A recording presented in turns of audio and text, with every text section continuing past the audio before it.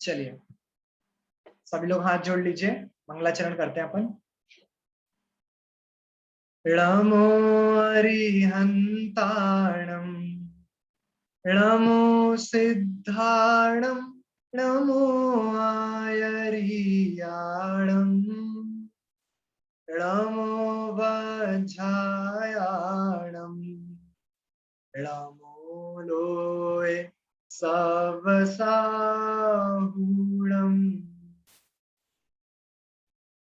मंगलम भगवान वीरो मंगलम गौतमो गणी मंगलम कुंद कुंदाद्यो जैन धर्मोस्तु मंगलम सर्व मंगल मांगल्यम सर्व कल्याण कारकम प्रधानम सर्वधर्माणां जैनम जयतु शासनम जैनम जयतु शासनम जैनम जयतु शासनम जीवमजीवम दव्वम जिणवर वसहेण जेण रे दिठम देविंद विंद वंदम वंदे तम सर्वदा शिरसा।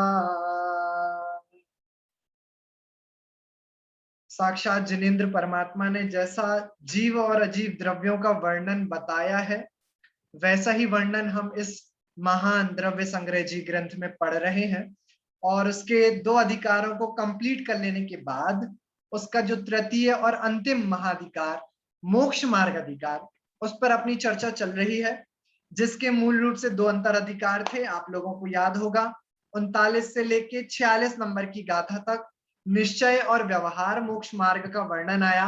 वहां पे सम्यक दर्शन की चर्चा आई, सम्यक ज्ञान की चर्चा आई, सम्यक चारित्र की चर्चा आई, दर्शन की चर्चा आई, ऐसी चर्चा हुई। उसके बाद 47 से लेके 58 जो कि अंतिम गाथा है, वहां तक आचार्य देव ध्यान ध्याता ध्येय और ध्यान फल का वर्णन कर रहे हैं, जिस पर अपनी चर्चा चल रही है।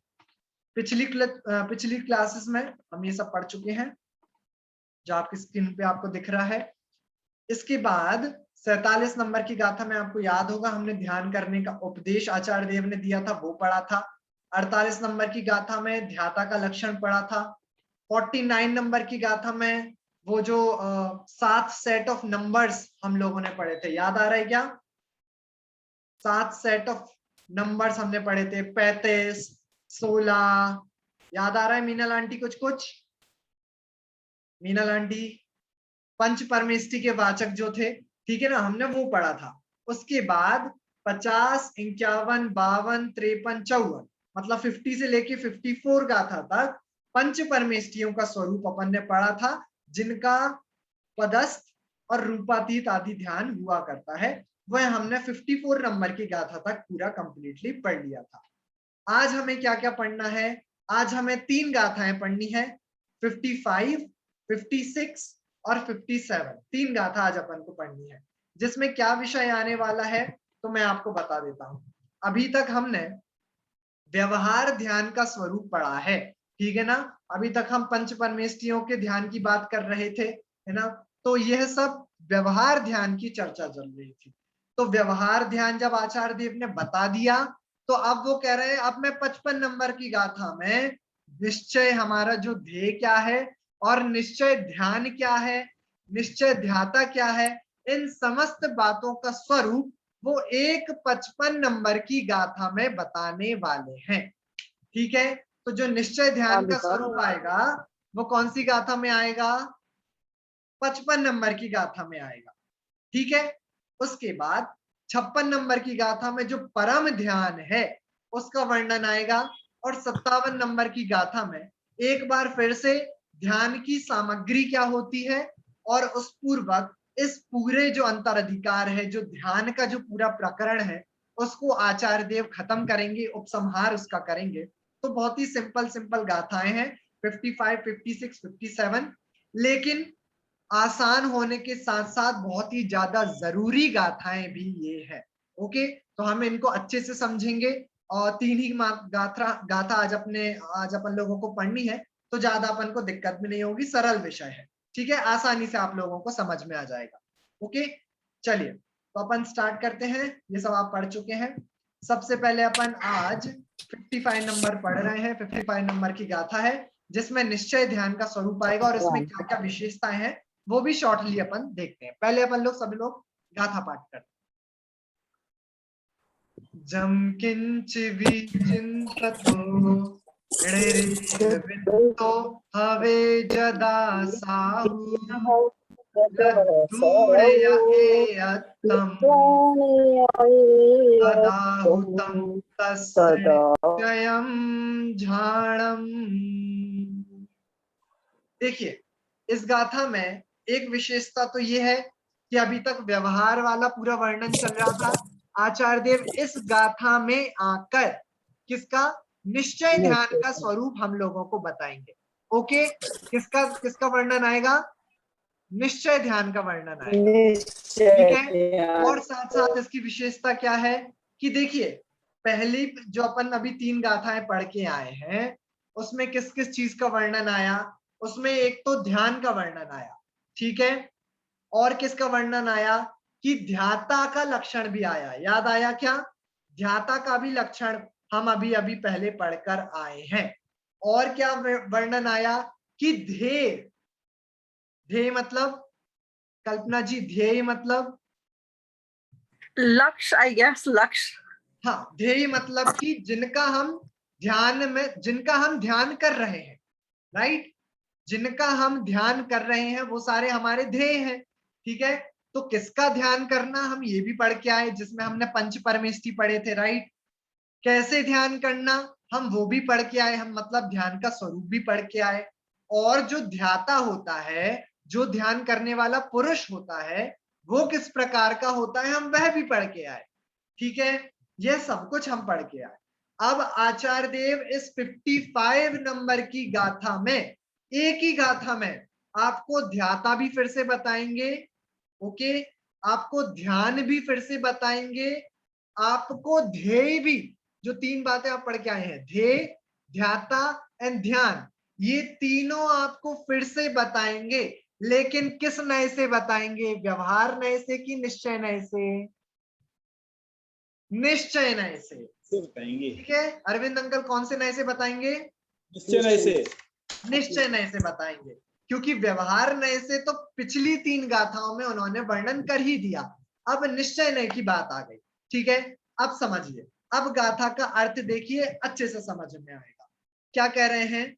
जम किंचिवि चिंततो, मतलब जम मतलब जो, किंचिवि कुछ भी, चिंततो चिंतवन करता है, वह जीव जो ध्यान में बैठा है वह जो कुछ भी चिंतवन करता है, उसके ध्यान में जो जो भी पदार्थ आ रहे हैं, ठीक है।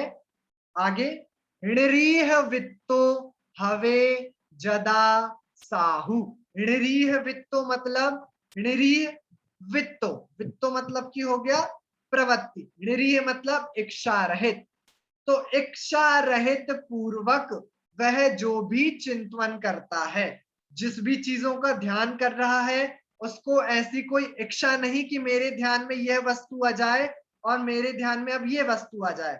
जब आपको याद है क्या, जब हम शुक्ल ध्यान पढ़कर आए थे, शुक्ल ध्यान अपन पढ़ रहे थे, तब मैंने होमवर्क दिया था, तो वहां पर जो आपने तत्वार्थ सूत्र जी की टीका पढ़ी थी, वहां पर एक बात आई थी बहुत इंपॉर्टेंट, कि यह सब कुछ जो ध्यान में उस ध्याता पुरुष की आ रहा है वह इच्छा पूर्वक नहीं आ रहा है, वह अनिच्छा पूर्वक आ रहा है ना। याद आया कि वो कुछ ऐसा विकल्प पूर्वक इन चीजों को ध्यान में लाते हो, ऐसा नहीं होता, सब कुछ अनिच्छा पूर्वक होता है।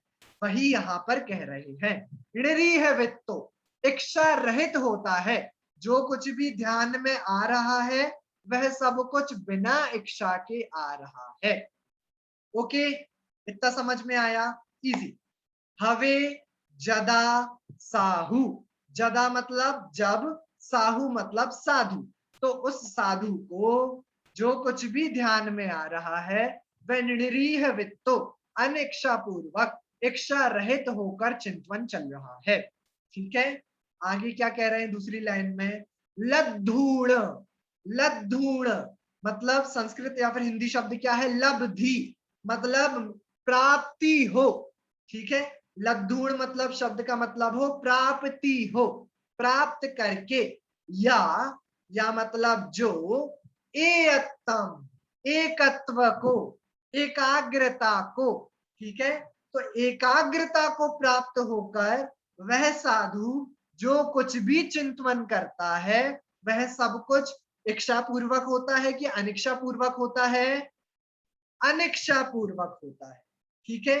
ओके, आगे तद आहु, यहाँ पे तदाहु शब्द है, उसको अलग अलग करेंगे तो तद आहु, तद मतलब उसको, आहु मतलब कहते हैं, तम तस् ऋच्चयम झाणम, उसको क्या कहते हैं? ऋच्चयम, ऋच्चय मतलब निश्चय से, निश्चय नय से, झाणम ध्यान कहते हैं, झाणम मतलब ध्यान कहते हैं, ठीक है।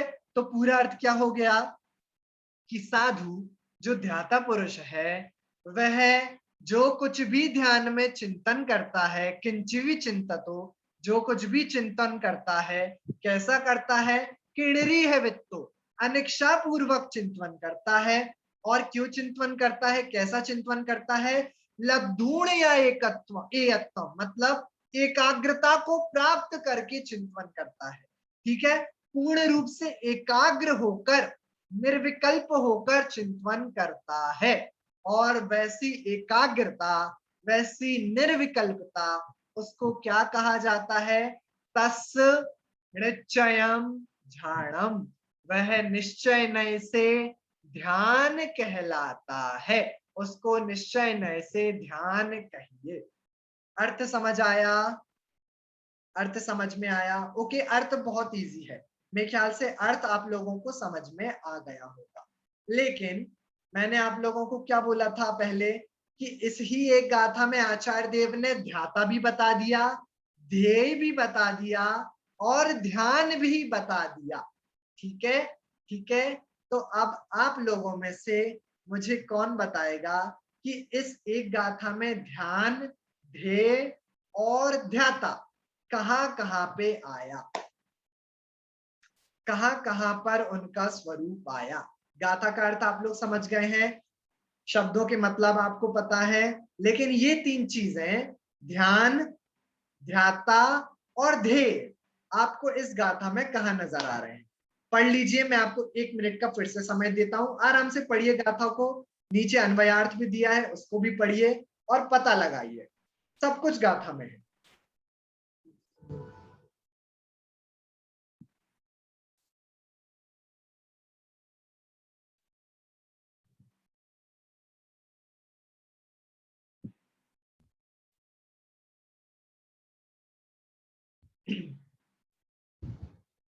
जिसको आ जाए वो हैंड रेस कर सकता है। मीनल आंटी आ गया। प्रयास करें क्या भैया? सही तो नहीं? हाँ, एक मिनट। सुनीता दादी अभी, हाँ सुनीता दादी आंसर देने वाली हैं।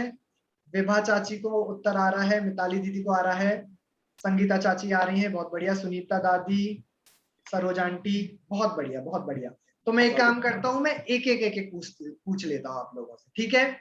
सबसे पहले ध्याता कौन बताएगा? ध्याता कहाँ पे आ रहा है इसमें? ध्याता बहुत इजी है तो कोई भी बता देगा। चलिए चलिए, कौन बताएगा कौन बताएगा? चलिए, हाँ संगीता चाची बताइए, ध्याता कहाँ पे आ रहा है इस गाथा में?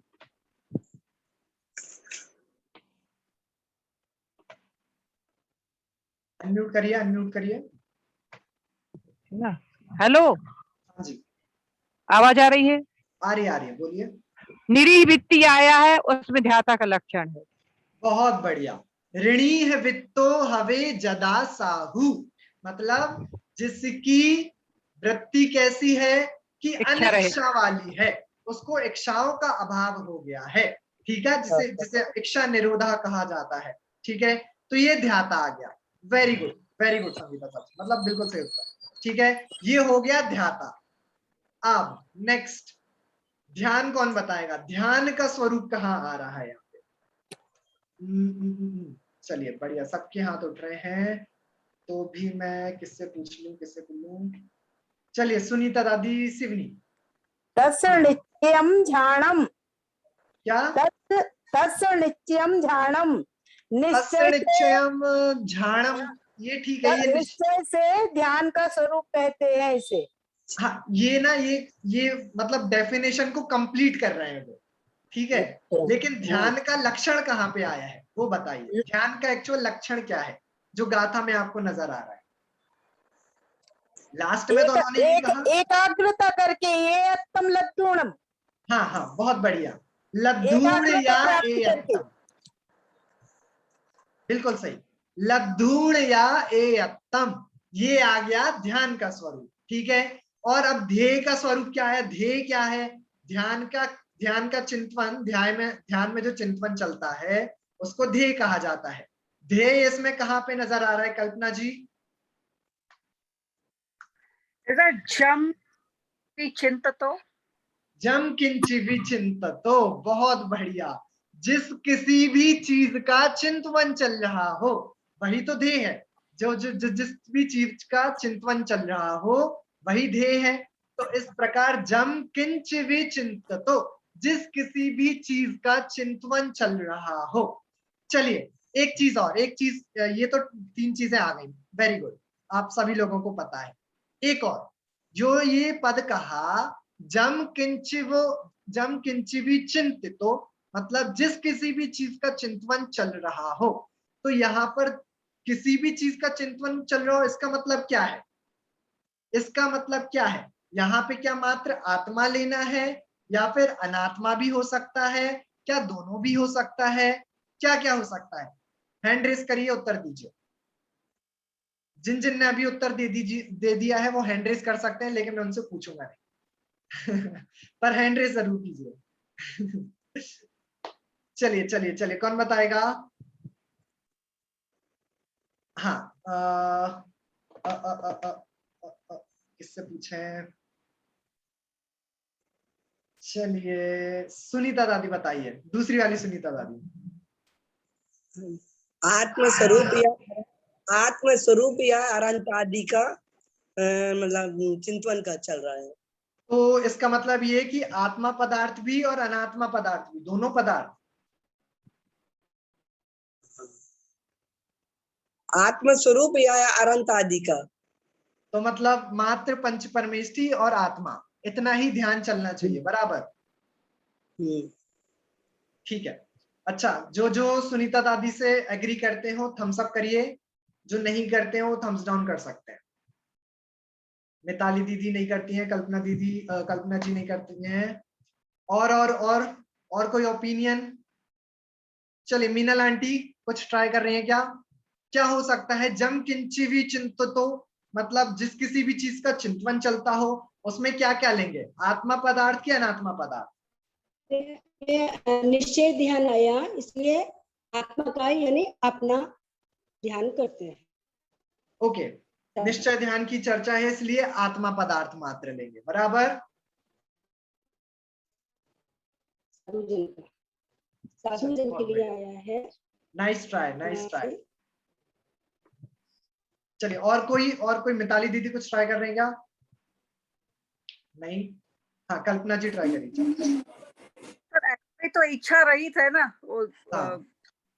इच्छा रहित है, स्व तो स्व ही है, there is no इच्छा, it just Right. he's no इच्छा, that's what कोई इच्छा नहीं है, basically that's what it is. तो विषय क्या होगा, आत्मा पदार्थ की अनात्मा पदार्थ?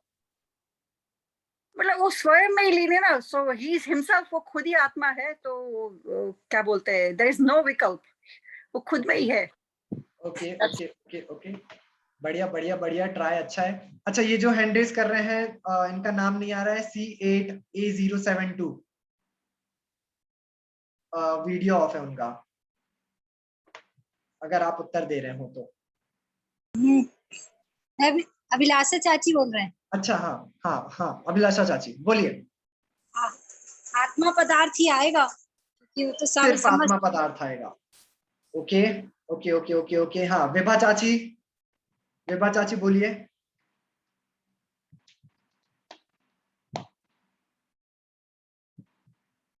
नहीं? हाँ मिताली दीदी कुछ बोल रहे थे? नहीं? ओके। नहीं। चलिए चलिए चलिए, ठीक है ठीक है, मैं ही बता देता हूं। देखिए यहाँ पर अभी अपन शुक्ल ध्यान में अपन पढ़ के आए थे, तब भी मैंने बताया था। शुक्ल ध्यान में आपको याद आ रहा है क्या?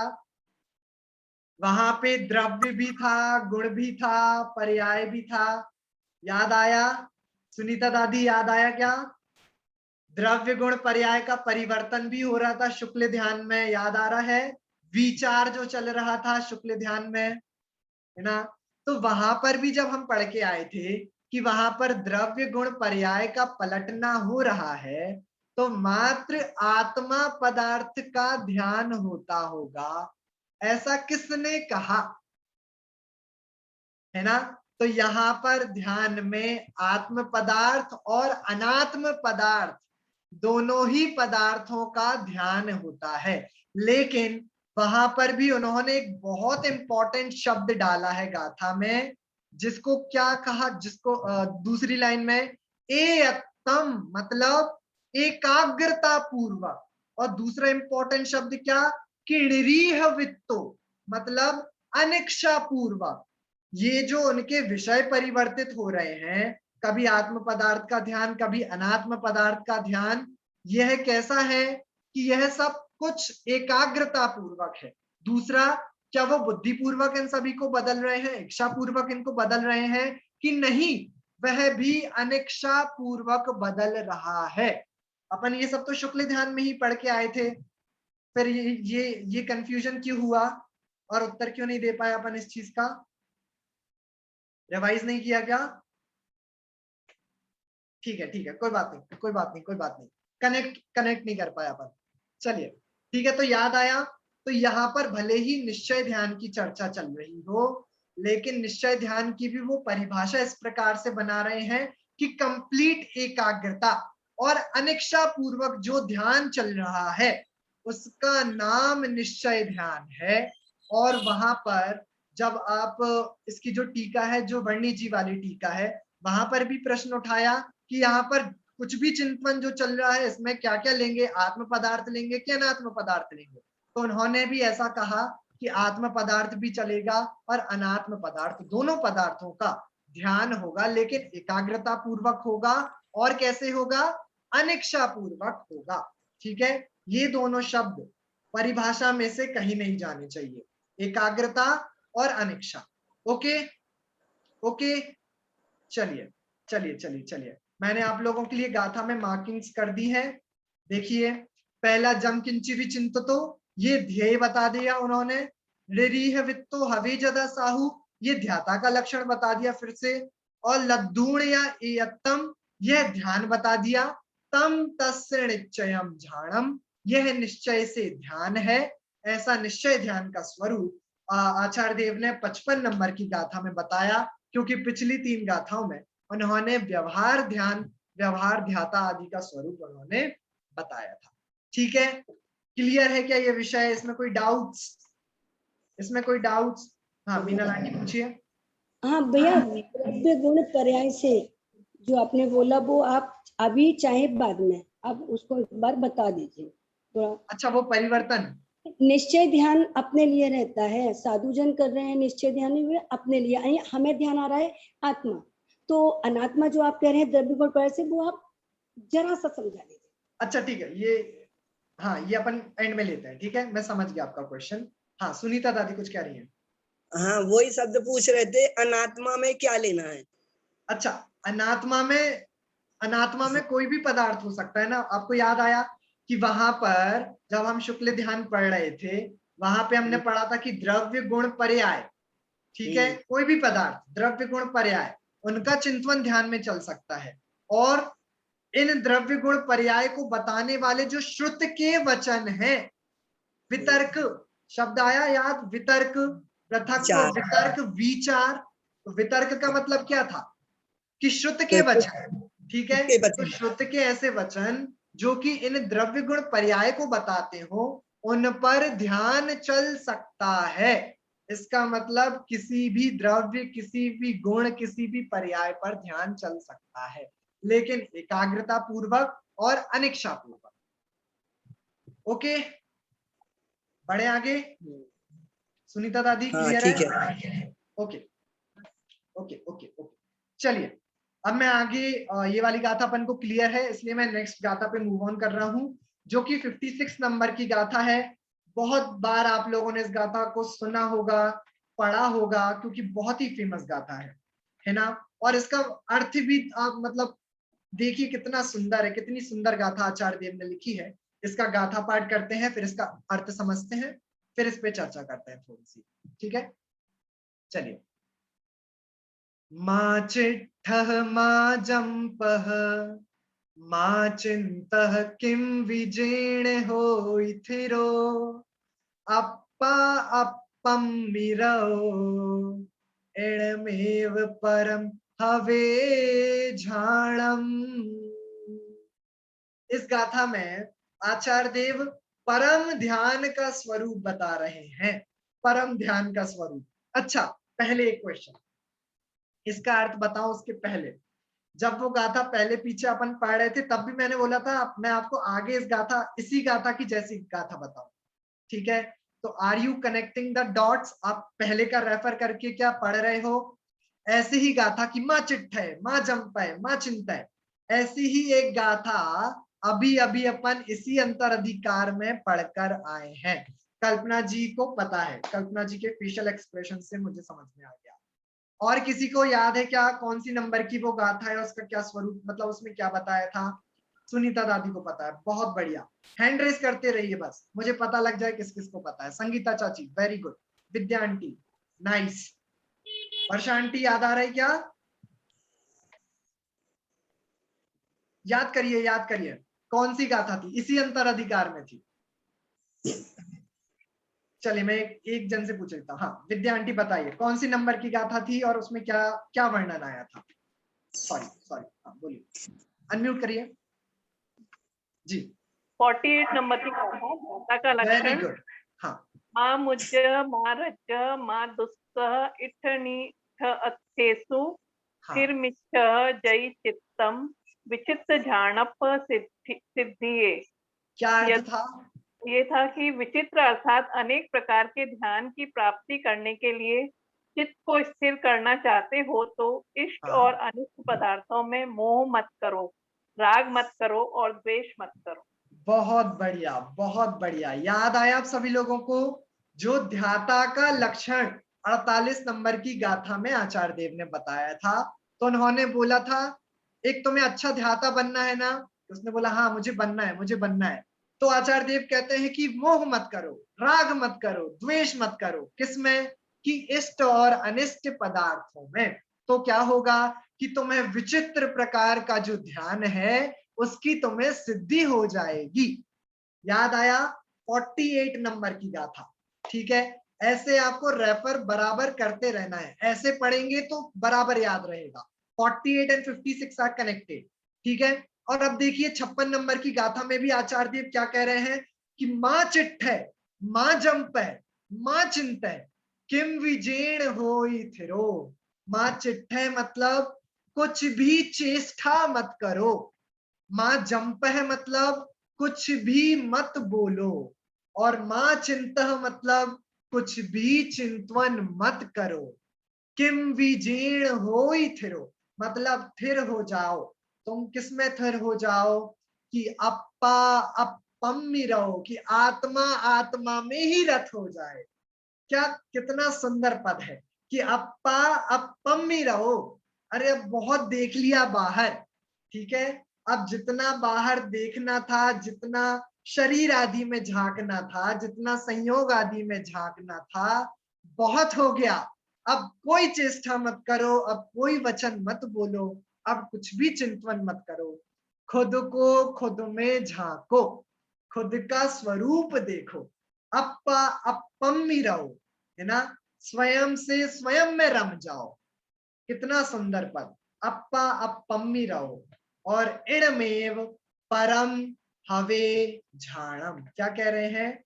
इणमेव परम हवे झाणम मतलब यही सर्वोत्कृष्ट प्रकार का ध्यान है। इससे बड़ा, इससे उत्तम, इससे परम अन्य कोई ध्यान नहीं। यही समस्त वस्तुओं का सार है, यह आपकी संपूर्ण क्रियाओं का सार है, यह है जो आप द्रव्य संग्रह की कक्षा अटेंड कर रहे हो, उसका सार यही है। ठीक है, आप जो रोज मंदिर जाते हो उसका सार यही है। आप जो रोज पंच परमेष्ठियों का ध्यान करते हो उसका सार यही है कि कुछ भी बोलो मत, कुछ भी चेष्टा मत करो, कुछ भी बोलो मत, कुछ भी चिंतन मत करो, फिर क्या करो कि अप्पा अपम ही रहो, आत्मा को आत्मा में ही रत कर दो, स्थिर कर दो, है ना, एकाग्र कर दो। समझ आ रही है? समझ आ रहा है? कितनी सुंदर गाथा। और इसकी मैं आपको थोड़ा सा टीका का अंश दिखाना चाहूंगा इस गाथा का। एक मिनट, मतलब वो पढ़ने लायक है अपन के लिए। देखिए, दिखाई दे रहा है? स्क्रीन दिख रही है? मीनल आंटी, टीका दिख रही है? ओके, मैं ये वाला पैराग्राफ पढ़ रहा हूं। वही परम ब्रह्म स्वरूप है ना। तो आचार्य देव मतलब यहाँ पर इस परम ध्यान के और भी विशेषण बता रहे हैं कि वह परम ध्यान जो है वो कैसा है। ठीक है, और उसको बताते बताते आचार्य देव के विशेषण खत्म ही नहीं हो रहे। सुनिए क्या क्या कह रहे हैं। वही परम ब्रह्म स्वरूप है, वही परम विष्णु स्वरूप है, वही परम शिव स्वरूप है, वही परम बुद्ध स्वरूप है, परम जिन स्वरूप है, परम स्वात्मोपलब्धि लक्षण सिद्ध स्वरूप है, निरंजन स्वरूप है, निर्मल स्वरूप है, स्वसंवेदन ज्ञान स्वरूप है, वही परम तत्व ज्ञान है, वही शुद्धात्म दर्शन है, परम अवस्था है, परमात्मा का दर्शन है, वही परमात्मा का ज्ञान है, वही परमात्मा अवस्था रूप परमात्मा का स्पर्शन है। क्या बात है। वही ध्येयभूत शुद्ध पारिणामिक भाव रूप है, ध्यान भावना स्वरूप है, शुद्ध चारित्र है, परम पवित्र है, अंत तत्व है, परम तत्व है, शुद्धात्म द्रव्य है, परम ज्योति है, शुद्ध आत्मा की अनुभूति है, आत्मा की प्रतीति है, आत्मा की संवित्ति है, स्वरूप की उपलब्धि है, नित्य पदार्थ की प्राप्ति है, परम समाधि है, परमानंद है, नित्यानंद है, सहजानंद है, सदानंद है, शुद्धात्म पदार्थ के अध्ययन रूप है।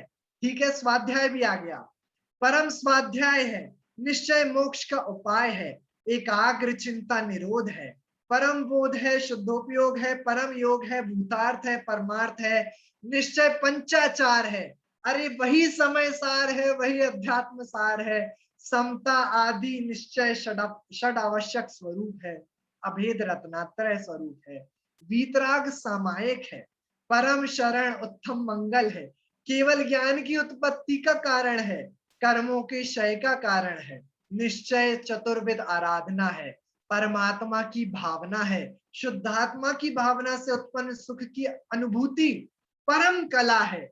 मतलब दिस इज आर्ट। ठीक है, ये आर्ट है, दिव्य कला है, परम अद्वैत है, परम अमृत रूप है, परम ध्यान है, वही शुक्ल ध्यान है। और लास्ट में देखिए, लास्ट सेकंड लाइन में आ जाइए, ऐसे ध्यान रूप निश्चय मोक्ष मार्ग के वाचक अन्य भी पर्यायवाची नाम परमात्म तत्व के ज्ञानियों द्वारा जानने योग्य है। ठीक है, अब मुझे ये बताइए क्या बचा। आचार्य देव ने यहाँ पे क्या, कौन सी आपकी क्रिया छोड़ी। उन्होंने स्वाध्याय ले लिया, उन्होंने तप ले लिया, उन्होंने आराधनाएं ले ली, उन्होंने आचार ले लिए, उन्होंने व्रत ले लिए, स्वाध्याय ले लिया, सब कुछ यही है। क्यों ऐसा कह रहे हैं कि सब कुछ यही है? कल्पना जी, क्यों कह रहे हैं ऐसा कि सब कुछ यही है? बताइए। अब थोड़ी सी अपन बात करते हैं, क्यों कह रहे हैं ऐसा कि सब कुछ यही है? यही ज्ञान है ना, इसमें ही सब कुछ अनुभूति होती है। और थोड़ा स्ट्रक्चर वे में क्या कहेंगे इसको? और कोई ट्राई करिए, कुछ बोलिए कि क्यों कह रहे हैं कि सब कुछ यही है। मिताली दीदी। यही परमानंद का कारण है, यही परम आनंद का कारण भी यही है। बढ़िया, यही परमानंद का कारण है, प्राप्ति के का एकमात्र उपाय भी यही है, जो मेन उपाय है। बहुत बढ़िया, बहुत बढ़िया। बस एक लाइन में या फिर ये कहें, कि चाहे हम कुछ भी करें, लास्ट में आकर हमें यही करना है। और कुछ करना है क्या?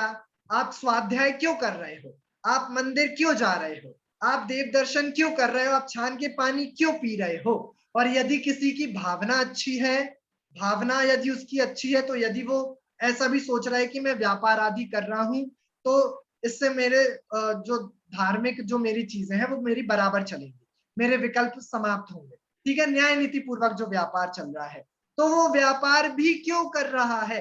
यह समस्त चीजें उसका लास्ट ऑब्जेक्टिव, उसका अंतिम ध्येय, लक्ष्य, अंतिम ऊंचाई उसकी यही है कि मेरी ऐसी अवस्था हो जाए कि मां चिट्ठय, मां जंपय और मां चिंतः और अप्पा अप्पम्मी रहो, है ना। इसके अलावा क्या कुछ करने लायक है क्या? इसके अलावा कोई परम ध्यान है क्या? और कोई मोक्ष का उपाय है क्या? कि नहीं है, नहीं है। समझ आ रही है बात? ये गाथा सरल है लेकिन सबसे जरूरी क्यों है, और अंत अंत में ही ये पूरी बात क्यों आ रही है? मीनल आंटी समझ आ रहा है क्या? अच्छे से आ रहा है, आ रहा है, वेरी हाँ भैया, ठीक कुछ है। कहना चाहिए। हाँ बोलिए बोलिए। भैया मुझे कहने का एक भाव आया कि जब ये ग्रंथ आपने शुरू किया, तो शुरू करने के पहले आपने एक चीज, 3 चीजें बताई थी हाँ। कि क्षेत्र का शुद्धि, इस स्थान पर कोई आता जाता ना हो, वहां बैठे, वस्त्रों की शुद्धि का हाँ विचार करके बैठे, और जो भी, और अपने मन की शुद्धि का, इस तरह से बराबर। आपने बताया। तो यहाँ पर जो आया ना कि कुछ बोलो मत, कुछ सोचो मत, कुछ करो मत, कुछ चिंतन भी मत करो, तो हम हाँ। लोगों के लिए, हम जो गृहस्थ हैं, श्रावक हाँ कहना चाहिए उपचार से, कि हमें सामायिक का जो बताया है कि सामायिक के लिए हमें थोड़ी सी देर, जी 38 मिनट तो है, देर हाँ पे बैठना चाहिए, वहां पे सारे विकल्प संकल्प से ईमानदारी से हट जाएं, हाँ और सभी राग द्वेष की समता का परिणाम, उसका अभ्यास करें। वो हमारे सबके लिए बहुत ज्यादा इम्पोर्टेंट है कि हमें ये अभ्यास बनाना ही चाहिए। यानी वस्त्र की शुद्धि पूर्वक भाव भी लगते हैं, वो सब बातें बराबर। आपने बताई, उसका पालन करना चाहिए। बिल्कुल बिल्कुल बिल्कुल बिल्कुल बिल्कुल, करेंगे। एकदम सही, एकदम सही, एकदम सही, ठीक है। तो ये है परम ध्यान है, ठीक है। और इसको ही शुक्ल ध्यान भी, आप ये जो परम ध्यान की बात चल रही है, यह शुक्ल ध्यान की चर्चा चल रही है, ठीक है। तो यहाँ पर एक दो प्रश्न उठने स्वाभाविक है। पहली बात तो ये कि ग्रंथों में जो यह परम ध्यान जो कहा है, जो शुक्ल ध्यान कहा है, यह उत्तम सहनन वालों को कहा है ना। जिनके उत्तम सहनन होते हैं, जिनका वज्र का शरीर होता है, उनको ही ये ध्यान कहा जाता है। तो फिर आप हमें क्यों ध्यान करने का उपदेश दे रहे हो? हम कौन सा ध्यान करें? तो आचार्य देवों ने कहा कि हम जानते हैं कि उत्तम सहनन वालों को ही ध्यान होता है, बट आप लोग धर्म ध्यान कर सकते हो इस काल में भी। तो फिर आप कहोगे कि धर्म ध्यान तो बस पुण्य बंध का कारण है, और पुण्य को तो छोड़ने का कहा है, फिर धर्म ध्यान भी हम क्यों करें? तो भैया धर्म ध्यान को भी परंपरा से मोक्ष का कारण कहा है, ठीक है। आप लोगों के लिए होमवर्क है, 56 नंबर की गाथा एंड 57 नंबर की गाथा, इन दोनों की टीका को द्रव्य संग्रह जी से पढ़ के आइएगा, ठीक है। उसमें ये सारे क्वेश्चंस कवर करे गए हैं, 56 एंड 57 दोनों आप लोगों को पढ़ना है। ओके, होमवर्क एक बार ग्रुप पे भी मैं आप लोगों के लिए डाल दूंगा, ठीक है। तो हमें भले ही उत्तम सहनन नहीं है, इसलिए हमें ये जो परम ध्यान है वह अभी नहीं हो सकता, शुक्ल ध्यान नहीं हो सकता, लेकिन जो परंपरा से मोक्ष का कारण है, ऐसा जो धर्म ध्यान है, वह इस काल में, इस सिचुएशन में आपको, हमको, सभी लोगों को संभव है। और बुद्धि पूर्वक ऐसे ध्यान करने की भावना निरंतर हमारा रहनी चाहिए, प्रयास रहना चाहिए। ओके, ठीक है। एक मिनट फिर से आपको स्लाइड्स दिखा दूं। चलिए, गाथा का अर्थ समझ में आया। अच्छा, एक छोटा सा क्वेश्चन और, वैसे आप बहुत सरल है बट आप लोग बता दोगे। माँ चिट्ठे, माँ जंपे, माँ चिंतय, ऐसा क्रम क्यों रखा? पहले चिट्ठे, पहले चिट्ठे, फिर जंप, फिर चिंतय, ऐसा क्रम क्यों रखा? कुछ है क्या इसका लॉजिक? इजी है, हाँ मीनल आंटी बताइए। एकाग्र होंगे तो फिर बोलने का, करने का प्रश्न आएगा नहीं, उससे दूर रहेंगे। हाँ बराबर, मतलब मैं समझ गया आप क्या कह रहे हो। मिताली दीदी एक बार क्लियरली बता दीजिए। अनम्यूट। काय की चेष्टा पहले बंद होती है, हाँ फिर वचन की चेष्टा बंद होती है, जैसे अगर हम केवली का भी देखें अगर तो, और फिर हाँ। मन की चेष्टा बंद होती है। वेरी गुड, बिल्कुल सही है ना। मतलब आप सबसे पहले काय की चेष्टा को बंद करोगे, उसके बाद वचनों को बोलना बंद करोगे, और जब ये दोनों क्रियाएं आपकी बंद हो जाएंगी तो फिर, और जब आप ध्यान में एकाग्र होगे तो मन के विकल्प भी शांत हो जाएंगे। तो इसलिए ये क्रम रखा, पहले माँ चिट्ठे, चेष्टाएं बंद करो, माँ जंप मतलब कि वचनों को बोलना बंद करो, और माँ चिंता, फिर तुम्हारे विकल्प, मन के विकल्पों को शांत करो। ठीक है, यही परम ध्यान का स्वरूप है। वही आचार्य देव ने 56 नंबर की गाथा में बताया, और इसी के जैसे क्रॉस रेफरेंस में आप अपने ग्रंथ में पेंसिल वगैरह से लिख भी सकते हैं साइड में कि ऑल्सो रेफर गाथा क्रमांक 48, है ना। 48 नंबर की गाथा को भी इसके साथ आप रेफर करके मिलान करके देखिएगा कि वहां पर भी थोड़ी बहुत यही बात आई जो यहाँ पे बात आई। ओके, आगे बढ़े क्या। एक लास्ट गाथा बची है, बहुत सरल सी, मैं आगे बढ़ रहा हूं, आप लोगों को ये समझ में आ गया है। 57 और आज की अपनी अंतिम गाथा बहुत सरल सी गाथा है, इस पूरे प्रकरण को समाप्त करने वाली गाथा है, उपसंहार रूप गाथा है, इजी गाथा है। एक बार गाथा पाठ करते हैं, फिर इसका मतलब देखते हैं। तव सुध वदवम छेदा, जान रह धुरंधरो हवे जम्हा, तम्हा तत्तीण हृदा तल्लद्धिय सदा हो। देखिए क्या कह रहे हैं। सबसे पहले आचार्य देव कह रहे हैं, इसमें 3 शब्द फिर से आ रहे हैं। एक तो आ रहा है तव मतलब तप, ठीक है, तप। सुध मतलब श्रुत, वदवम, वदवम मतलब व्रत, ठीक है। तो 3 ध्यान की सामग्री, ओके, जिनको ध्यान की सामग्री भी आप कह सकते हो, इनमें ध्यान लगाते हैं, मतलब तप करते हैं, श्रुत में मन लगाते हैं और व्रत आदि करते हैं, तो हमारी ध्यान में निश्चलता बढ़ती है, इसलिए इनको ध्यान की सामग्री भी कहा जा सकता है। तो तप, श्रुत एंड व्रत, चेदा मतलब इनमें परिणत जो आत्मा है, जो जीव है, तप में, श्रुत में और व्रत में परिणत जो आत्मा है वह कैसा है। झाण रह, झाण मतलब ध्यान, रह मतलब रथ, रथ, ओके, ध्यान रूपी रथ, धुरम ध्यान रूपी रथ की जो धुरी है, ओके, धरो मतलब धारण करा हुआ है, वह जीव ध्यान रूपी रथ की धुरी को धारण किया हुआ है। शब्द आता है ना, धुरंधर है ये, धुरंधर, उसका मतलब क्या होता है कि जो धुरी को धारण करा हुआ है, जो उस चीज की मूल को पकड़ा हुआ है, जो उसको सर्वस्व रूप से पकड़ा हुआ है, धारण किया हुआ है, उसको कहा जाता है धुरंधर, ठीक है। तो जो ध्यान धुरंधर है, कौन है ध्यान धुरंधर? जो तप में प्रवृत्त है, जो श्रुत में प्रवृत्त है और जो व्रतों में प्रवृत्त है। मतलब समझ में आ रहा है माया आंटी? आ रहा है ना? ओके, इजी विषय है ये, ठीक है। तमहा तल्लद्धिय, तमहा मतलब देखिए अन्वयार्थ में क्या लिखा है, इसलिए, ठीक है, इसलिए। तल्लद्धिय, लद्धी अपन अभी भी पहले भी लद्दूण आपने शब्द पढ़ा पिछली गाथाओं में, लद्दूण मतलब प्राप्ति, ठीक है। तो तल्लद्धिय उसकी प्राप्ति के लिए, उस ध्यान की प्राप्ति के लिए, तत्तीय ऋणदा, तत्तीय मतलब उन 3 में, कौन सी 3 चीजें हैं? तव सुध वदवम मतलब तप में, श्रुतों में और व्रतों में। तत्तीय ऋणदा मतलब लीन हो जाओ, ठीक है।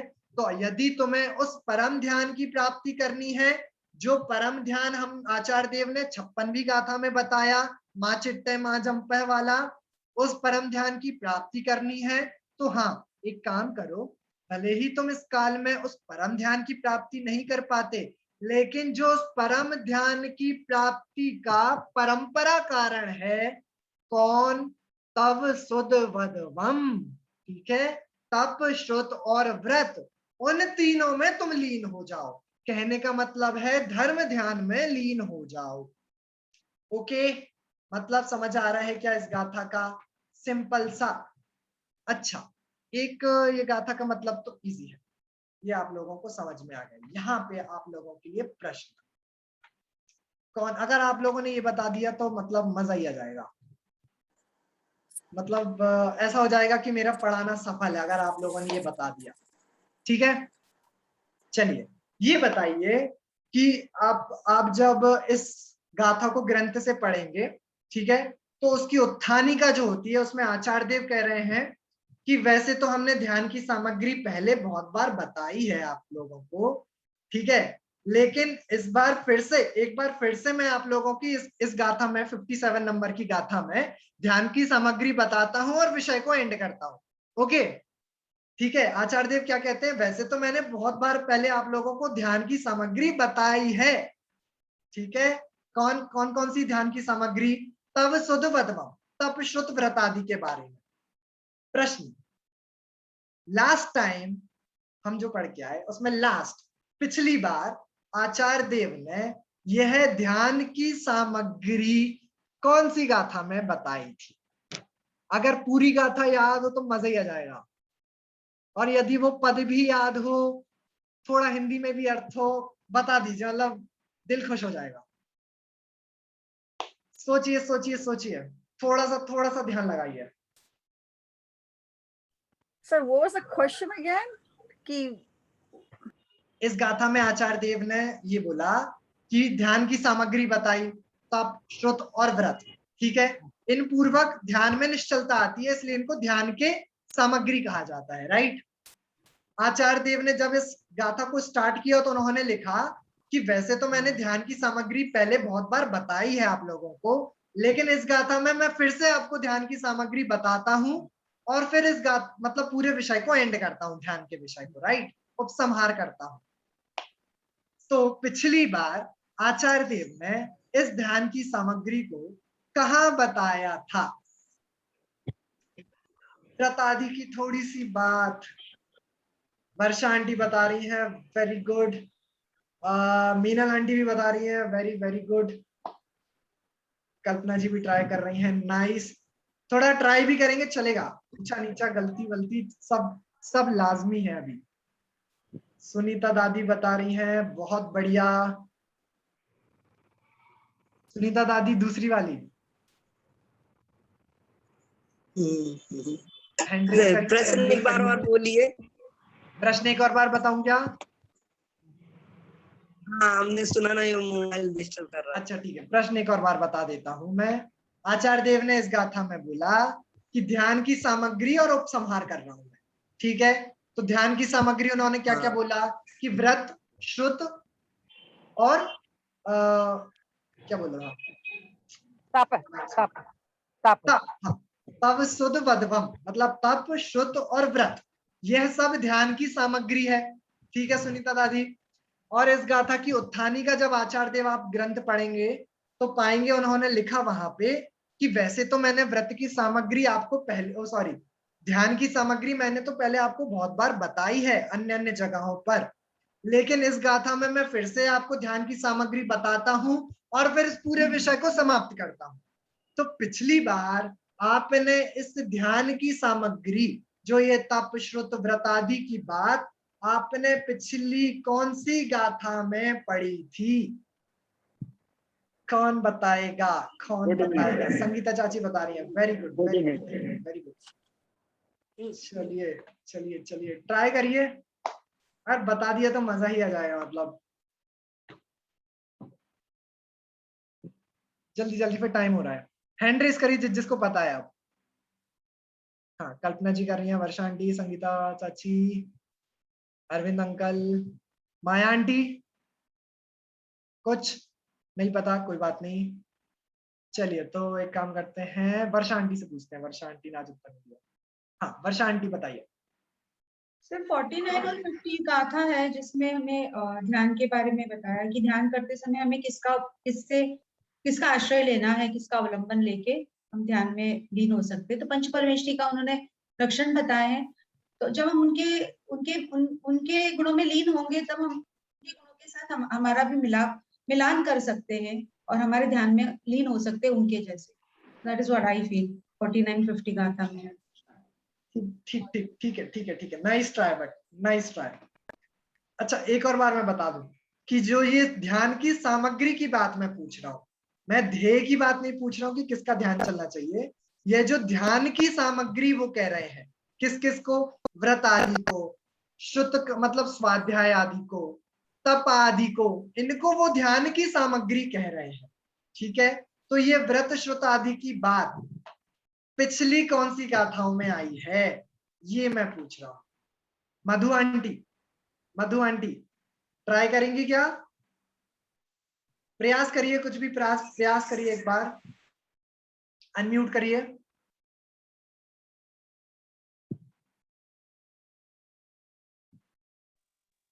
हाँ कोशिश कीजिए, चलेगा, गलत भी होगा चलेगा। 47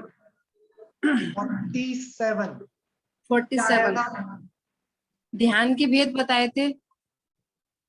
हाँ 4 भेद बताए थे, आत्म ध्यान, रोध ध्यान, धर्म ध्यान, शुक्ल ध्यान। हाँ लेकिन वहां पे सामग्री नहीं आई थी, ध्यान की सामग्री नहीं आई थी। चलिए कोई बात नहीं, बढ़िया ट्राई, लेकिन बढ़िया ट्राई। हाँ चलिए मीना आंटी।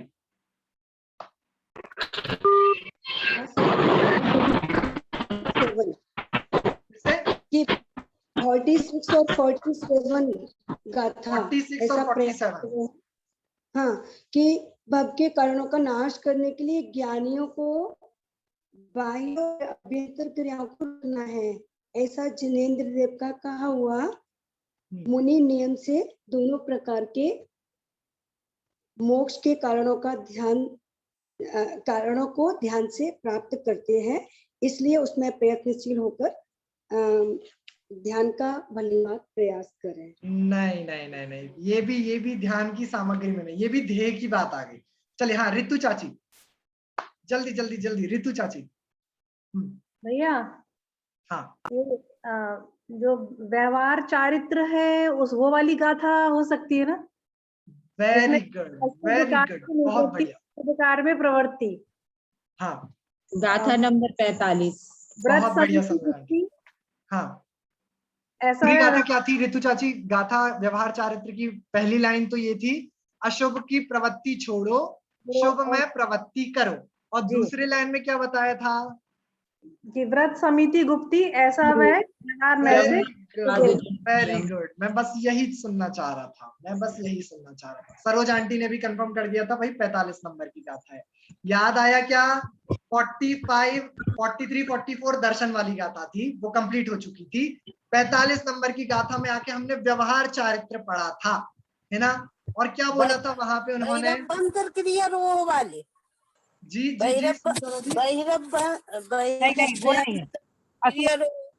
भवकारणम सट्टम वाली वो वाली गाथा है ये? नहीं 45 नंबर की वो थी कि अशुभ की प्रवृत्ति छोड़ो, शुभ में प्रवृत्ति करो। ये व्यवहार चारित्र बताया था ना। और फिर बोला था कि व्यवहार चारित्र का और विशेष क्या है कि व्रत समिति गुप्ती आदि। ठीक है, तो यही तो ध्यान की सामग्री है जिसको वो इसमें भी कह रहे हैं।